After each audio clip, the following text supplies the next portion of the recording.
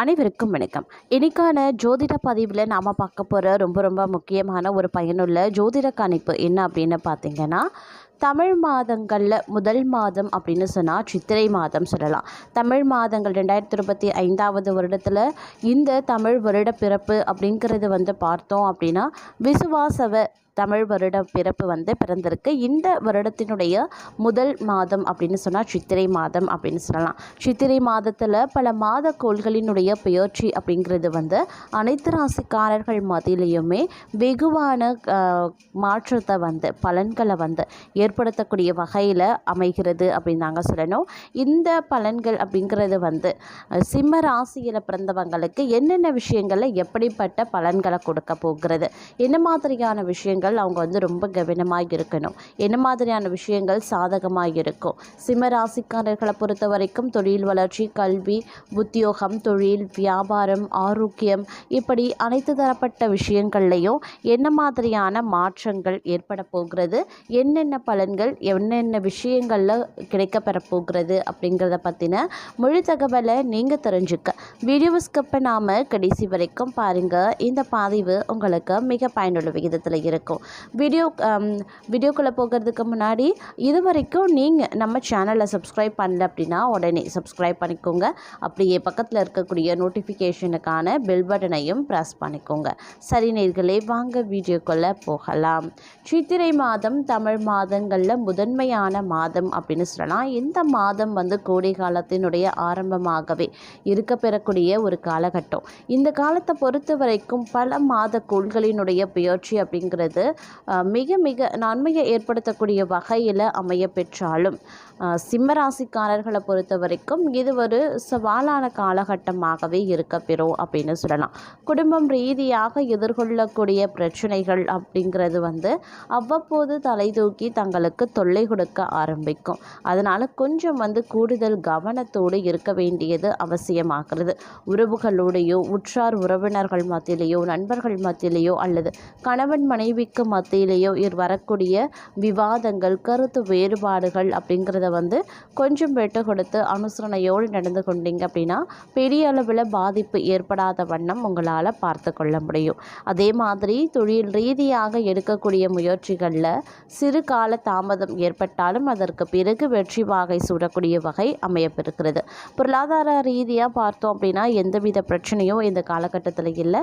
ஓரளவுக்கு திருப்தியான பணவரவு உங்களுக்கு இருக்கும். கணிசமான தொகையை நீங்கள் பெறுவதற்கான வாய்ப்புகளும் இந்த காலகட்டத்தில் கூடுதலாக இருக்க பெறுகிறது அப்படின்னு கூட சொல்லலாம். ஆரோக்கியத்தில் மட்டும் சற்று கூடுமான வரைக்கும் அதீத கவனத்தை எடுத்துக்கொள்ளுங்க. இல்லைங்கிற பட்சத்தில் சிறு மருத்துவ செலவுகள் உருவாக வாய்ப்புகள் இருக்கிறது. அதே மாதிரி ஆன்மீக நாட்டம், ஆன்மீகத்தில் உங்களுக்கு அதிகப்படியான ஆர்வம் உருவாகக்கூடிய ஒரு காலகட்டம் அப்படின்னு சொல்லலாங்க. ஒரு சிலருக்கு இறைபணிகள் தொடர்வதற்கான வாய்ப்புகளும் கிடைக்கப்பெறுவீங்க அப்படின்னு சொல்லலாம். அதே சமயம் மற்றொரு புறம் நாம் பார்த்தோம்னா இவையற்ற பயணங்களை தவிர்ப்பது ரொம்ப நல்லது. உங்களுடைய எதிரிகளால் நற்பெயருக்கு தீங்கும் ஏற்படலாம். எதிரிகள் விஷயத்தில் கவனமாக இருப்பது முக்கியமான ஒன்று. தொழில், வியாபாரம், வேலை தொடர்பான பணியிடங்களில் சூழலை உணர்ந்து செயல்பட பாருங்க. வணிக வர்க்கத்தினருக்கு நிதி இழப்பு ஏற்பட வாய்ப்புகளும் இருக்கு. அதே மாதிரி போதை வஸ்து, சோம்பல் போன்ற கெட்ட பழக்க வழக்கங்களை தவிர்ப்பது அவசியம். உங்களின் முக்கிய வேலைகள், குடும்ப பொறுப்புகள் தொடர்பாக தாமதமும் அதனால் கவலையும் ஏற்படுவதற்கான வாய்ப்பு இந்த காலகட்டத்தில் அதிகபட்சமாகவே இருக்க பெறுகிறது. அப்படிங்கிறதுனால கொஞ்சம் கூடுமான வரைக்கும் அதீத கவனத்தோடு இருப்பதும் முக்கியமான ஒன்று அப்படின்னு நான் சொல்லணும். அதே சமயம் இந்த காலகட்டத்தை பொறுத்த வரைக்கும் பார்த்தோம் அப்படின்னா எந்த வேலை செய்வதாக இருந்தாலும் அல்லது முடிவை எடுக்கிறதுலையும் கூடுதல் கவனமாக எடுக்க பாருங்க. தொழில், வியாபாரம் தொடர்பாக திட்டமிடுறது, முதலீடு செய்யக்கூடிய விஷயத்தில் குழப்பமான சூழல் உருவாகத்தான் செய்யும். முதலீடு சார்ந்த விஷயங்களில் நிபுணர்களினுடைய ஆலோசனை பெற்ற பின்னர் செயல்படுங்க. நலம் விரும்பிகளினுடைய ஆலோசனைகளை எக்காரணத்தை கொண்டும் புறக்கணிக்க வேண்டாம். இந்த காலம் யாரையும் கேலி கிண்டல் செய்ய வேண்டாம். உங்களுடைய பேச்சில் கவனம் ரொம்ப முக்கியம். அதே மாதிரி உடல் நலம் தொடர்பான பிரச்சனைகள் ஏற்படவும் வாய்ப்புகள் இருக்கு. மூதாதைய சொத்து தொடர்பான சில தடைகளும் உருவாகலாம். காதல் உறவில் கவனமாக இருங்க. திருமண வாழ்க்கை மகிழ்ச்சி நிறைந்ததாகவும் இருக்கப்பெறும். அதே மாதிரி இந்த காலம் ஓரளவுக்கு அதிர்ஷ்டமானதாகவும் மங்களகரமானதாகவும் அமைய பெற்றாலும் அசுப கிரகங்களினுடைய தாக்கம் சிக்கல்களையும் போராட்டங்களையும் மற்றொரு புறம் ஏற்படுத்த செய்யும். அப்படிங்கிறதுனால உஷாராக இந்த காலகட்டத்தில் திட்டமிட்டு செயலாற்ற வேண்டியதும் அவசியம். அதற்கு ஏற்றவாறு தங்களை தாங்கள் தயார்படுத்தி கொள்ள வேண்டியதும் முக்கியமான ஒன்று. மற்றொரு புறம் உங்களினுடைய திட்டமிட்ட வேலைகள் அனைத்தும் சரியான நேரத்தில் முடிக்க நீங்கள் சிரமப்பட வேண்டியதாகவும் இருந்தாலும் இறுதியில் சரியான விகிதத்தில் முடித்து விடுவீங்க. அதே மாதிரி தொழில் மற்றும் வணிகம் தொடர்பான பயணங்கள் செல்லவும் வாய்ப்புகள் இருக்குது. இந்த பயணங்கள் மூலமாக அனுகூலங்கள் உருவாகவும் வாய்ப்புகள் இருக்குது. அதே மாதிரி நண்பர்கள் மற்றும் நலம் விரும்பிகளுடைய உதவிகள் வாழ்க்கையில் முன்னேற்றத்திற்கான வாய்ப்புகளை தருங்க. வேலையை மாற்ற நினைப்பவர்களுக்கு எதிர்பார்த்த நல்ல வாய்ப்புகள் கிடைக்கவும் வாய்ப்புகள் இருக்குது. உங்களுடைய உடல் நலம் மற்றும் உணவு விஷயத்தில் சிறப்பு கவனத்தை செலுத்துங்க. சிலருக்கு உடல் மற்றும் மன அழுத்தம் ஏற்படவும் வாய்ப்புகள் இருக்குது. காதல் விஷயத்தில் சாதகமான சூழல் நிலவும். திருமண வாழ்க்கையில் உறவு வலுப்படவும் ஆரம்பிக்கும். அதே போல் நற்பலன்கள் கிடைக்க கூடுதலாக நீங்கள் உழைக்க வேண்டியதாகவும் இருக்க பெறலாம். எல்லா விஷயத்திலையுமே அதீத எச்சரிக்கையுடன் இருக்க வேண்டியது அவசியம். எதிரிகளை எளிதாக கையாள முற்படுவீங்க. நீதிமன்ற வழக்குகள் தங்களுக்கு சாதகமானதாக அமையவும் வாய்ப்புகள் இருக்கு. வேலை செய்பவர்களுக்கு சாதகமான சூழல் உருவாக நீங்கள் கொஞ்சம் அனுசரித்து செல்ல வேண்டியது அவசியமான ஒன்று. அதே மாதிரி அவ்வப்போது குடும்பம் தொடர்பான பிரச்சனைகள் எழவும் வாய்ப்புகள் இருக்கு. அதனால் குடும்பத்தை பொறுத்த வரைக்கும் அனுசரித்து செல்ல வேண்டியது முக்கியமான ஒன்று அப்படின்னு நான் சொல்லணும். அதே மாதிரி மனதில் குழப்பமும் தடைகளும் ஏற்படலாம். இது போன்ற பதட்டமான உணர்வுகளும் தங்களுடைய வாழ்க்கையில் ஏற்படுவதற்கான வாய்ப்பும் அதிகபட்சமாகவே இருக்கிறது அப்படின்னு நான் சொல்லணும். அது மட்டும் இல்லாமல் பொருளாதார வளமை அப்படிங்கிறது ரொம்ப ரொம்ப மோசமான நிலையில் இருக்கிறது. அப்படிங்கிறதுனால பலருக்கும் பிச்சை எடுக்கக்கூடிய நிலை உருவாகக்கூடிய சூழ்நிலையும் உருவாகும். அப்படிங்கிறதுனால கொஞ்சம் கவனமாக இருக்க பாருங்க.